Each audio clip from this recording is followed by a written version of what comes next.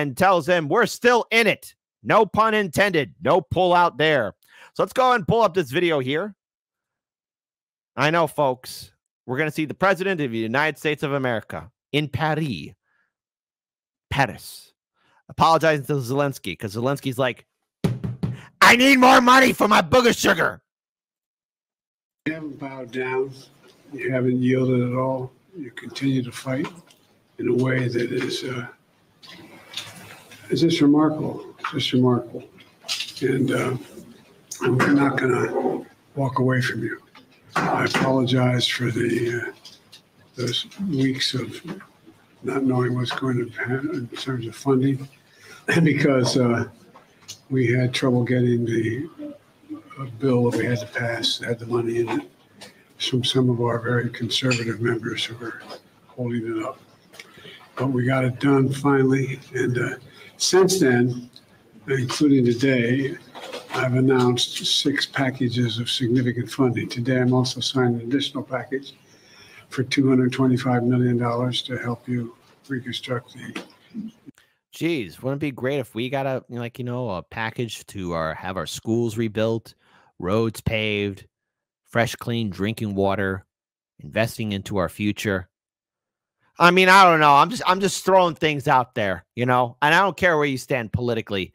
I mean, think about the billions upon billions of dollars of treasury wasted into this war. When Donald Trump comes out to be the voice of reason, especially during that infamous CNN town hall in 2023 of last year, I just want people to stop dying.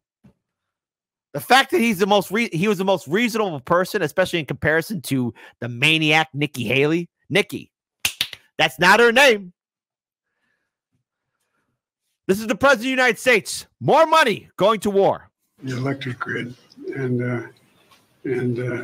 but once we got the national security bill passed, that was a political issue. We were able to get it all done, and the way you stood and holding on in Kharkiv, and you've proven once again the people of Ukraine cannot and will never overtake it. Geez, listening to his voice, it sounds so weak. It sounds so frail. He's just not there. He's just not there. And this is absolutely pathetic. And I assure you, the United States is going to stand with you. I've said that all during this debate. I continue to say it. The United States is standing with you. You are the bulwark against the aggression that's taking place. We have an obligation to be there. And so I'm looking forward to having a detailed discussion with you about where we go from here. But we're still in completely, thoroughly. Thank you. Great. Nothing like having World War III knocking on our door. But I just wanted to state here real quick, because this is something that should concern all of you. All of us should be deeply concerned about what our president is trying to do, because here in a exclusive sit-down interview, and shout out to Hotspot for finding this video, Biden assures U.S. weapons won't target Moscow or Kremlin. Biden tells ABC News U.S. weapons are only authorized for use near the border for specific targets in Ukraine. We're not authorizing strikes 200 miles into Russia or on Moscow, on the Kremlin. Do you really think that they're going to listen to you? Biden, Netanyahu's openly giving you the middle finger. Biden, Zelensky is demanding you apologize to somebody. You are the leader of the United States of America. Last I checked, we are the global superpower. Okay?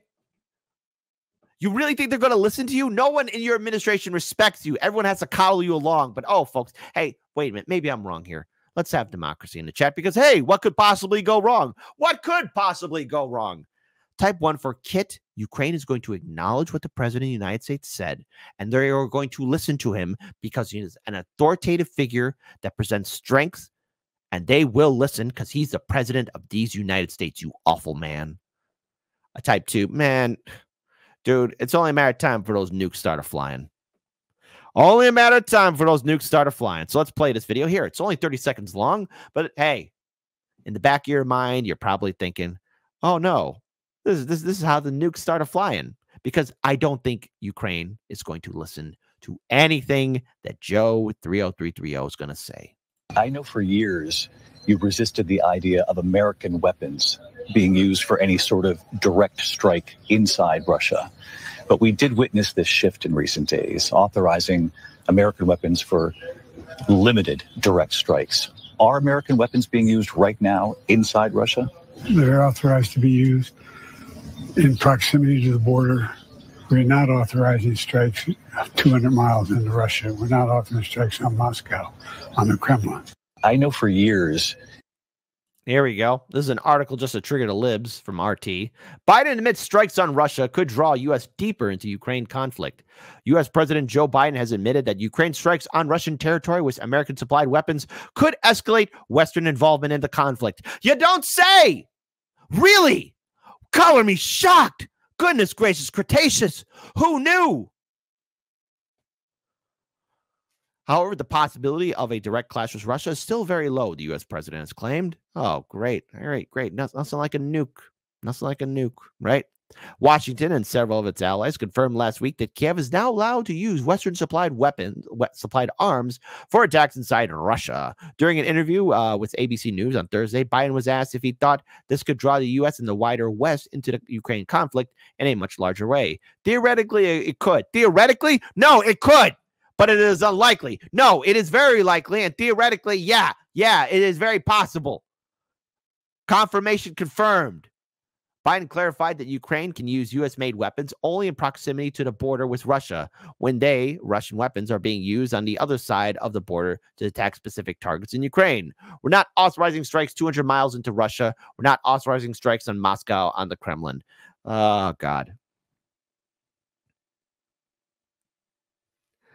I am so not in the mood for this because there's so much I want to do. And I'm pretty sure there's so much all of you want to do as well. Live life to the fullest. I'm pretty sure that is the case. On Wednesday, Russian President Vladimir Putin told the heads of international news agencies on the sidelines of St. Petersburg International Economic Forum that the U.S. and its allies have basically confirmed their direct participation in the war against Russia by supplying more sophisticated arms to Ukraine and allowing their use inside Russian territory. Moscow is well aware that the Ukrainians are unable to fire advanced weapon systems without intelligence or targeting information provided by their Western sponsors, Putin stressed. Further escalation by Kiev's foreign backers could lead to very serious problems. I don't like this timeline. I don't like this timeline or where this is going. But hey, speaking of being ungrateful, hey, here's an article from NBC. In recent interviews, Zelensky has sounded baffled and angry over the scale and scope of U.S. and Western military aid. Dude, we're giving you billions of dollars, you crackhead. Asking why his country could not have more Patriot missile defense systems to save civilians and the country's electrical grid from constant aerial attack. Can we get 7? He told the New York Times, referring to what he called the minimum number of Patriot systems needed. Do you think it's too much for the NATO anniversary summit in Washington? He asked, for a country that is fighting for freedom and democracy around the world today? Zelensky, stop biting the hand that feeds you. It's the American people that are paying for you. U.S. officials say Washington is by far Ukraine's biggest source of military help, that the administration has to take into account geopolitical risks, and that it has been willing to shift its stance as needed. The administration's approach has caused frustration, not only Kiev, but also on both sides of the aisles in Congress, one congressional aide said. Every stage of the war from February 2022 until the present moment, the administration has been slow to respond to Ukrainian requests for everything, from ammunition to tanks to long-range missiles, the congressional aide said. And in every case so far, a month or 2 or 3 later, the administration has changed its mind, provided what Ukrainians were asking for. But in every case, they've done it too late and often too little. But yet all these billions of dollars is going there. And never forget that there is a massive wave of corruption in Ukraine. But you can't talk about it. But hey, Ukrainians want U.S. to stop corruption complaints.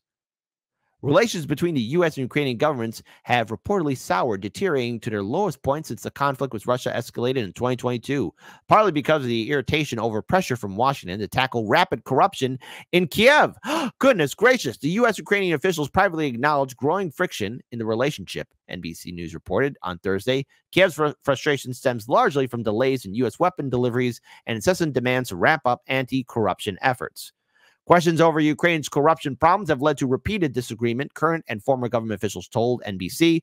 Ukrainian officials are particularly irritated with the U.S. ambassador, Bridget Brink, over the issue. The bilateral strains come from a time when Ukrainian forces are losing ground on the battlefield, and the administration of U.S. President Joe Biden is struggling to keep military aid flowing to Kiev. U.S. lawmakers finally approved $61 billion.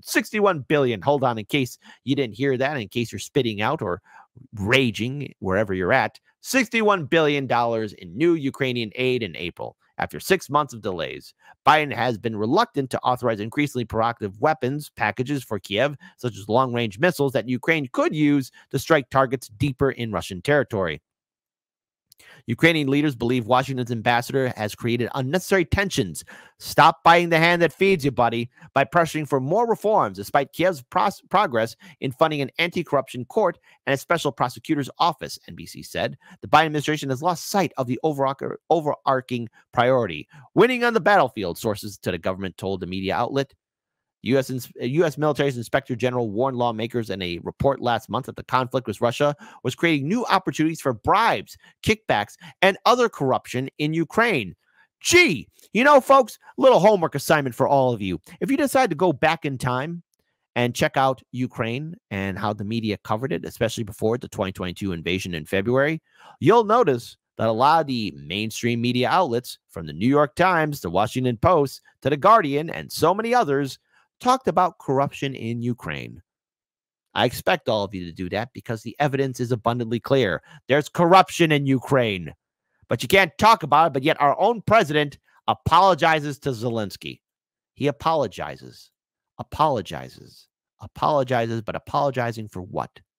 What are you apologizing for? Acting like a clown? That's our president. You know, someday future generations will look at us with envy and rage for the amount of treasury that we wasted in this war. None of this had to happen. And as a quick reminder, too, you know, a lot of our politicians, both Democrat and Republican, made a huge financial killing, especially in February of 2022, investing into the military-industrial complex. You know, a lot of those politicians who do insider trading really brought home the bank. And I got to tell you something, folks. Check out Unusual Whales on Twitter, and you'll see what your fantastic lawmaker did and how much money they have profited since this war in Ukraine started. Nobody gives a damn. But I just wish our politicians would actually give money to the people here in this country who need it.